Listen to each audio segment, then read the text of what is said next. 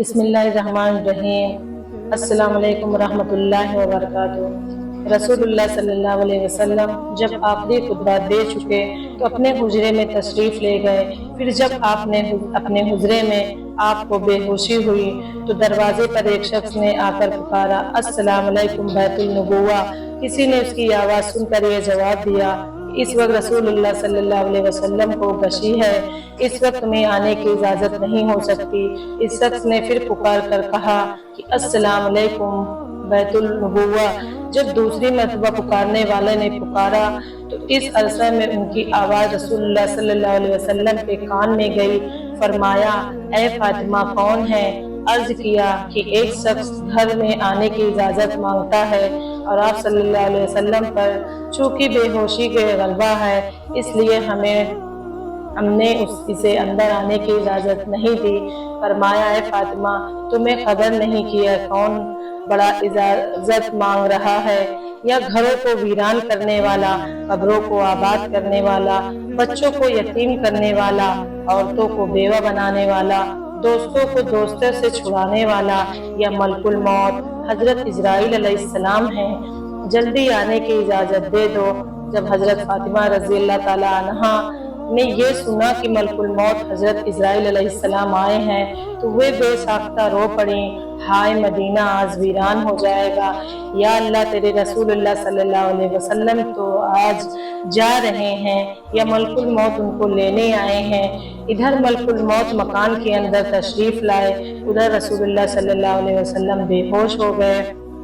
حضرت فاطمہ رضی اللہ تعالیٰ عنہا نے فرمایا، یا رسول اللہ صلی اللہ علیہ وسلم آج آپ کو کیا ہوا؟ پھر بہت روئی، تب صلی اللہ علیہ وسلم کو ہوش آیا۔ فرمایا کہ اے فاطمہ اتنا نہ رو، کیونکہ آپ کے رونے کے ساتھ آسمان کے فرشتے اور حاملان عرش روتے ہیں۔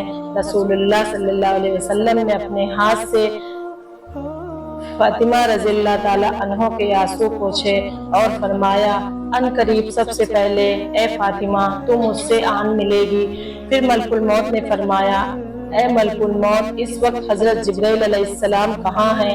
عرض کیا، یا رسول اللہ صلی اللہ علیہ وسلم اس وقت 7ویں آسمان پر ہیں، آسمان کے ملائک حضرت جبرائیل علیہ السلام کو تعزیت دے رہے ہیں کہ جبرائیل علیہ السلام آج تمہاری رسالت ختم ہوئی، آج تمہارا قرآن پہنچانا بھی تمام ہوا۔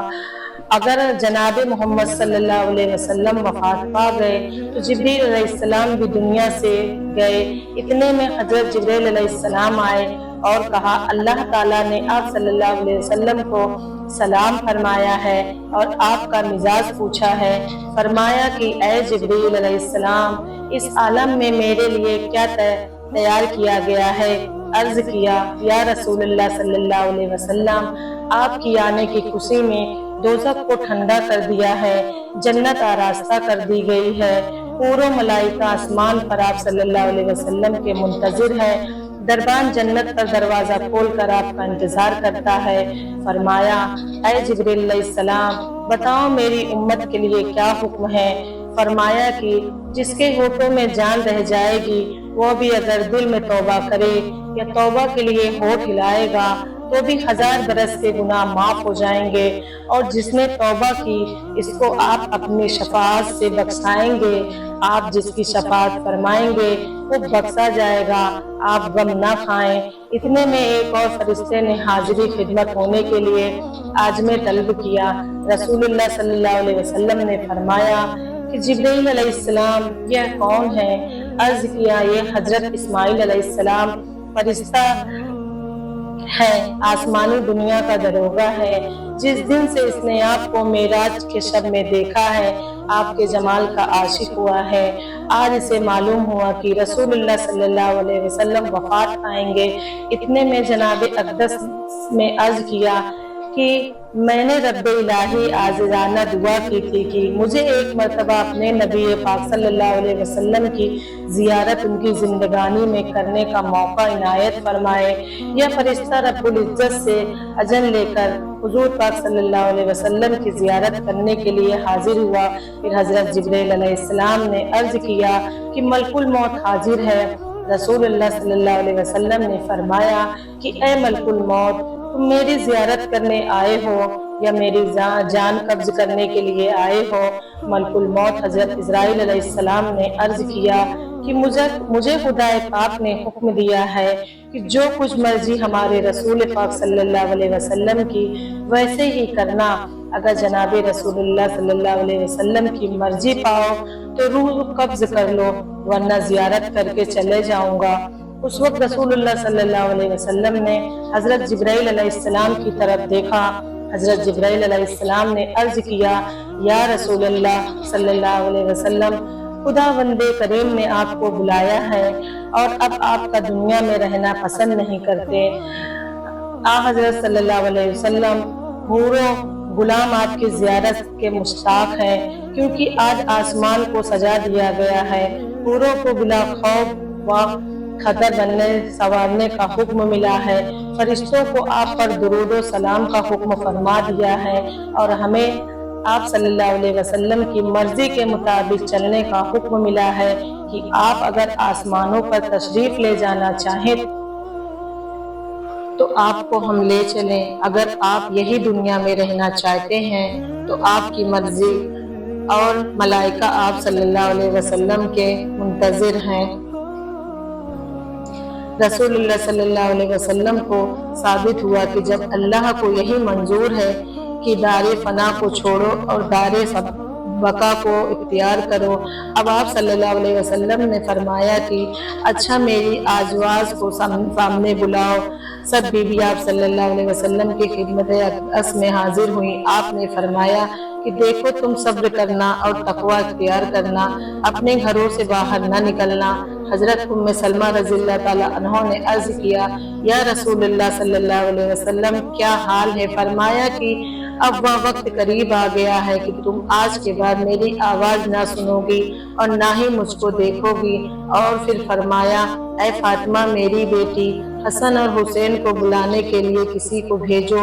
حضرت فاطمہ رضی اللہ تعالیٰ عنہا نے کسی آدمی کو بھیجا اور کہا، بہت جلد حسن اور حسین کو بلا لاؤ، کیونکہ سید المرسلین صلی اللہ علیہ وسلم کی وفات کا وقت بہت قریب ہے۔ وہ حضرت حسن اور حسین رضی اللہ تعالیٰ عنہ کو بلانے گیا تو راستے میں حضرت حسن اور حضرت امام حسین رضی اللہ تعالیٰ عنہ اس وقت بچے تھے اور اپنے گھر کی طرف سفر پر گامزن تھے، اور کاشد نے عرض کیا کہ جلدی چلو، تمہیں حضرت محمد صلی اللہ علیہ وسلم نے بلایا ہے۔ حضرت حسن کو حضرت امام حسین رضی اللہ تعالیٰ عنہ نے دیکھتے ہوئے فرمایا کہ میں نے کہا تھا بھائی جان کہ میرا دل آج افسردہ ہے کہ آج میں نانا جان کی خدمت اقدس میں رہوں۔ میرا دل مانتا تھا کہ آج کچھ ہونے والا ہے، اسی لیے ہم پہلے سے ہی گھر کی طرف چل نکلے تھے۔ حضرت حسن اور حسین رضی اللہ تعالیٰ عنہ نے فرمایا کہ اتنی جلدی کیوں ہے؟ کیا ہمارے نانا جان کا آخری وقت ہے؟ کیا آپ صلی اللہ علیہ وسلم وفات فرمائیں گے؟ دونوں شہزادے گھبراتے ہوئے حاضر ہوئے۔ رسول اللہ صلی اللہ علیہ وسلم نے ان کو اپنے پاس بٹھا کر ان کے سروں پر ہاتھ پھیر کر فرمایا کہ میری امت کے ظالم تم پر ظلم کریں گے۔ حضرت فاطمہ رضی اللہ تعالیٰ عنہ نے عرض کیا، بابا حضور صلی اللہ علیہ وسلم اگر ان پر ظلم ہوں گے تو یہ آپ صلی اللہ علیہ وسلم کے بعد کس کو کہیں گے؟ رسول اللہ صلی اللہ علیہ وسلم نے فرمایا کہ اللہ ہی کافی ہے۔ حضرت حسن اور حسین رضی اللہ تعالیٰ عنہ آپ کی وفات کی باتیں سن کر روئے۔ ان کی آواز سے جو مجمع صحابہ کرام حجرہ شریف کے چاروں طرف جمع تھے وہ سب رونے لگے۔ حضرت جبرائیل علیہ السلام نے عرض کیا، یا رسول اللہ صلی اللہ علیہ وسلم کے بعد آپ کی امت کا رکھوالی کون ہوگا؟ یہ سن کر آپ صلی اللہ علیہ وسلم بھی روئے، اتنا روئے کہ آپ صلی اللہ علیہ وسلم کے چہرے انور آنسوؤں سے تر ہو گیا۔ حضرت ام سلمہ رضی اللہ تعالی عنہا نے کہا کہ رسول اللہ صلی اللہ علیہ وسلم تو ہر صورت میں اچھی جگہ تشریف لے جاتے ہیں، آپ صلی اللہ علیہ وسلم کیوں روتے ہیں؟ فرمایا کہ میں اپنی امت سے جدائی کے صدمے میں روتا ہوں۔ جب صحابہ اکرام کے رونے کی آوازیں بلند ہوئی تب آپ صلی اللہ علیہ وسلم نے فرمایا، اے علی میرے حجرے کا پردہ اٹھاؤ، ایک آخری نظر اپنی امت کو دیکھ لوں۔ حضرت علی رضی اللہ تعالی عنہ نے پردہ اٹھایا اور صحابہ کرام کو پاس بلایا۔ جب دیوانوں کی طرح رونے لگے तब आप ने फरमाया, और मुसीबत ज़दा लोगों सब्र करो, मैं जा रहा हूँ, तुम्हारे लिए हौज़े कौसर और जन्नत का रास्ता कराता हूँ। तुम सबसे पहले जन्नत में आओगे, तुमसे पहले कोई उम्मत ना आएगी। ऐ मेरी उम्मत, दीन इस्लाम पर कायम रहना और कुरान को अपना ईमान बनाना। ऐ अल्लाह, मैंने तेरा पैगाम पहुँचा दिया है। फरमाते फरमाते रसूलुल्लाह सल्लल्लाहु अलैहि वसल्लम की आंखें बंद हुई और माथे पर पसीना आया, बेहोशी तारी हुई। हजरत अली रज़ियल्लाहु ताला अन्हो ने सहाबा किराम को इशारे से रुखसत किया। सहाबा किराम बाहर चले गए। हजरत बीबी फातिमा रज़ियल्लाहु ताला अन्हा ने अर्ज किया, या रसूलल्लाह सल्लल्लाहु अलैहि वसल्लम, मैं हश्र के दिन आपको कहाँ ढूंढूंगी? फरमाया कि लवाहे हम्द के नीचे। अर्ज किया कि अगर वहाँ पर रसूलुल्लाह सल्लल्लाहु अलैहि वसल्लम से मुलाकात ना हुई, फरमाया कि हौज़े कौसर पर अगर वहाँ भी ना हुई, तब मीज़ान अदालत के पास जहाँ उम्मत के अमाल तौले जाएंगे, यहाँ तो फुलसिरात पे वहाँ जहन्नम के किनारे पर खड़ा उम्मत की सलामती से गुजर जाने की दुआ करता रहूँगा। जब रसूलुल्लाह सल्लल्लाहु अलैहि वसल्लम सबकी वसीयत से फारिग हुए, फरमाया कि ऐ मलकुल मौत, मुझे अपने रब की मुलाकात का शौक है। अब तुम जिस काम के लिए आए हो वह काम करो। रसूलुल्लाह सल्लल्लाहु अलैहि वसल्लम ने रूह कब्ज करने की इजाजत मोहम्मद फरमाई। मलकुल मौत ने रूह कब्ज करना शुरू किया। वो तकलीफ शुरू हुई। फरमाया, ऐ अल्लाह, मौत की बड़ी सख्त तकलीफ है, इलाही तू ही मौत की तकलीफ आसान करेगा। मिट्टी के प्याले में पानी भरवा कर रखो। मौत की घबराहट में घड़ी घड़ी पानी में हाथ डालते वे हाथ मुंह पर फेरते और फरमाते, अल्लाह, मुझे अपने पास बुला ले। फातिमा रज़ियल्लाहु ताला अन्हा ने कहा, या हजरत मोहम्मद सल्लल्लाहु अलैहि वसल्लम, आज आपको बहुत तकलीफ है। फरमाया, ऐ फातिमा, जब मेरा इंतकाल हो जाए तो कहना इन्नल्लाहि व इन्ना इलैहि राजिऊन। फिर आप सल्लल्लाहु अलैहि वसल्लम की निज़ा की तकलीफ ज़्यादा हुई तो हज़रत जिब्राइल अलैहिस्सलाम रोए और अपना मुंह फेर लिया। रसूलुल्लाह सल्लल्लाहु अलैहि वसल्लम ने फरमाया, लोगों देखो, नमाज की हिफाजत करना। आप या फरमाने लगे, या रब्बे उम्मती, या रब्बे उम्मती। कहते कहते जान सीने तक सिमट आई। नीचे के जिस्म की जान निकल चुकी थी, मगर उम्मते गुनहगार का कलमा मुंह पर जारी था।